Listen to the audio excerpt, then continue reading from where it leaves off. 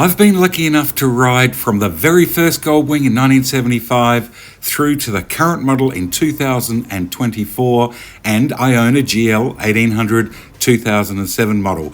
And in this video, I want to squash a few of the myths that surround this wonderful motorcycle. My name is Steve and welcome to Stand-up Moto.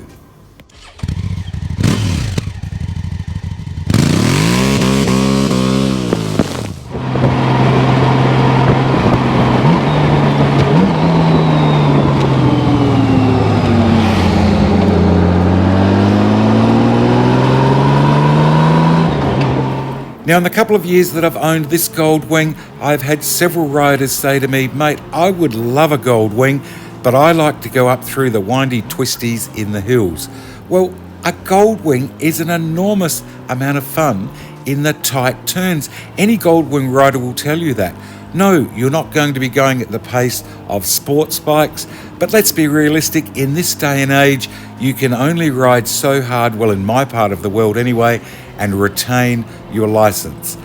When you learn to push a big, heavy bike through tight turns, braking, accelerating, that beautiful big six, you will absolutely love it. It's a lot of fun, and if you want to go harder than that, or you don't feel confident to take a Goldwing through the hills, organise a track day. Go to your local track, pay your entrance fee. You'll learn an enormous amount about your bike, braking distances, lean angles, and on the straights you will just lap up the power. They are wonderful through the hills.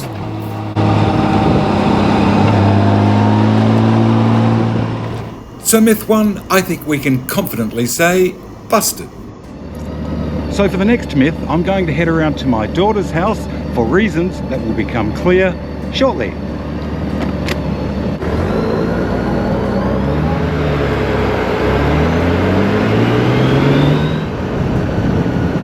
Now, this next myth has been said to me so many times I've lost count, and that is, if the bike falls over, you'll never be able to pick it up on your own. So let's head around to my daughter's house and see if we can squash it. The myth, that is, not my daughter.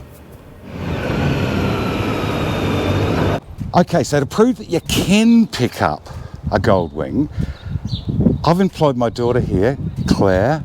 How tall are you? I'm 5'6". 5'6", how heavy? 60 kilos. 60 kilos, that's about 131 pounds. You should never ask a lady how heavy she is. But in this case, I'll exercise my dad privileges. For comparison, I'm old. I'm in my 60s. Here we go. So down low, like so. I got the bar. You don't want things moving. And it's that wheel spin that you get.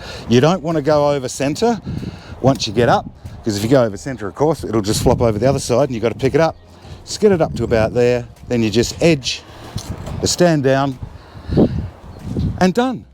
Now, my daughter Claire is an extremely smart young lady. She's a university graduate. She speaks multiple languages. In fact, she is a language teacher here in Australia. But when she starts laughing, she loses it. So needless to say, this took several attempts. You're sliding. Up. Let's see how you go. Tiny little increments. You're determined. But eventually we got there. Right down low, you're grabbing the left hand handle, which is this one here. You're grabbing that, you're on the handlebar. Now, you don't want to go over centre once you're up, and you don't want to get any wheel spin, as in your feet, on the way up. Bike has to be in gear. We've put it in gear. If it wasn't in gear and you couldn't get to the gear stick, you would just chock the wheels. All right, let's see how you go. It's moving. It's moving. It's on its way up. Yeah, see, and the higher you get, the lighter it gets. Now, you don't want to go over centre, just in case you do go over centre. I'll come this side. So now you've got it up, it's not heavy anymore. No.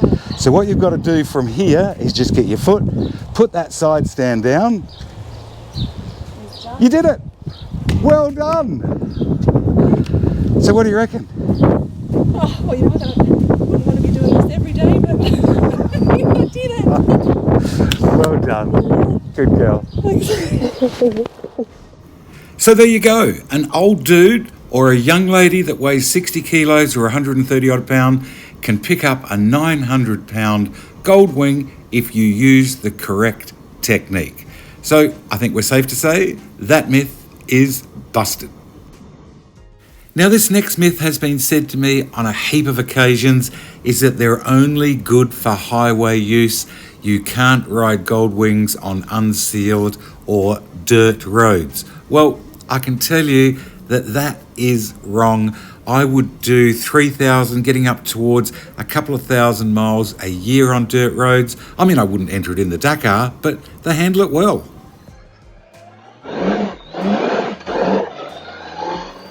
As I've mentioned in previous videos, we've got about, actually a little over 400,000 kilometres. That's in excess of 250,000 miles of unsealed roads in Australia.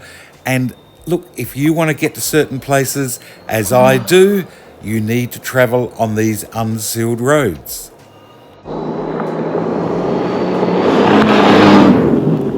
I tend to find gentle inputs is the secret. Gentle acceleration, gentle braking. Let it move around a bit beneath you.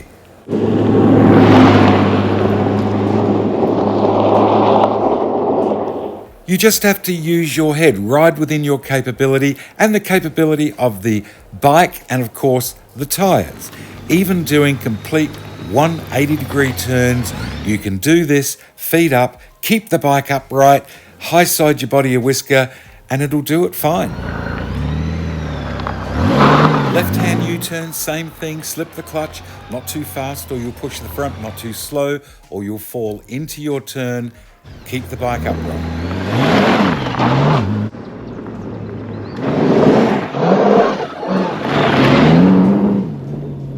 And the main thing to remember with the Goldwing, if you're going to take on a little more challenging terrain, then pick your line. Remember, one of the big things with a Goldwing is the clearance or lack thereof.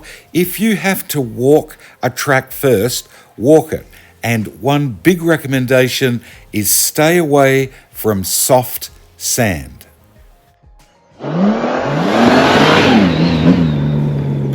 Now, I am fairly used to riding big heavy bikes in, let's say, off-roady type conditions. If you're not, start gentle with very light tracks. The big thing to remember with any big heavy bike in this type of terrain is remain upright and maintain momentum.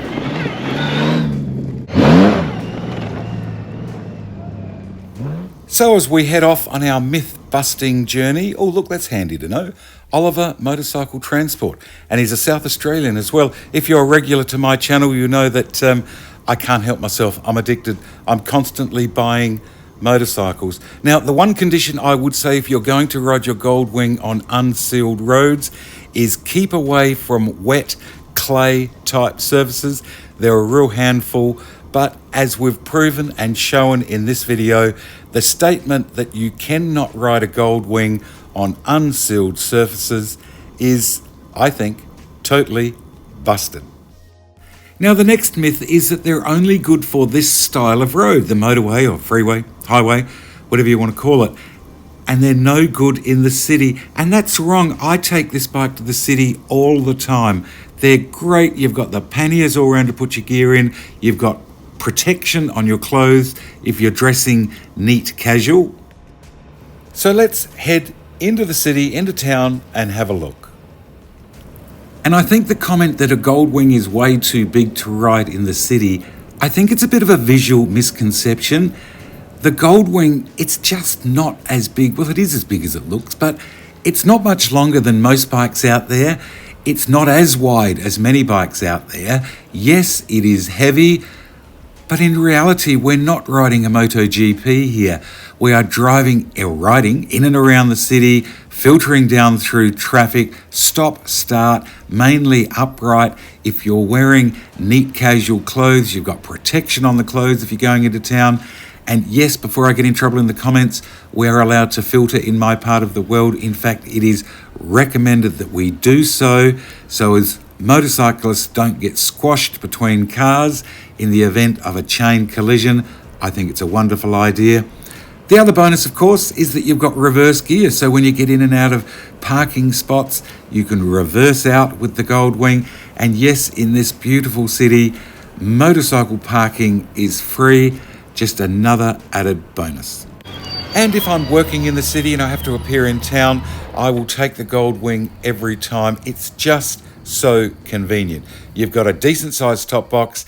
I can put the laptop in there, and of course my helmet. I don't want to have to carry that around, so pop that in the back, close the hatch. If you watch the indicator lights, you'll see them flash. The Goldwing has remote central locking. The alarm is now on. Do what I have to do, come back out to the bike, put all of my gear back in, helmet on, and reverse out, and away I go. And that reverse, it's just such a bonus. Not bad in this car park, but when you've got parks where the front of the bike is downhill, it is just so easy. Hit that button and away you go. Now, I would say there's probably thousands of Goldwing riders around the world that would say they ride their bikes in the city on a regular basis. So I think we can say that that myth is well and truly busted. And now for the final myth in this video, and while I think of it, if you could please give the video the thumbs up for me, it all helps the channel. One of the things that's happened to me over the years I've had this bike is people will come up and admire the bike. They look at things like that beautiful 6-cylinder motor, the lounge room, comfort seats, front and rear, and of course they're heated, as are the hand grips, the super cool dashboard, the cruise control, the stereo. On this model, it has feet heaters. The list goes on and on. But one of the comments, or on several occasions, I've had this comment that, mate, if you're going to have all of that stuff on a motorcycle, why don't you just drive a car? And I think the answer to that is, obviously, they have never ridden a Goldwing.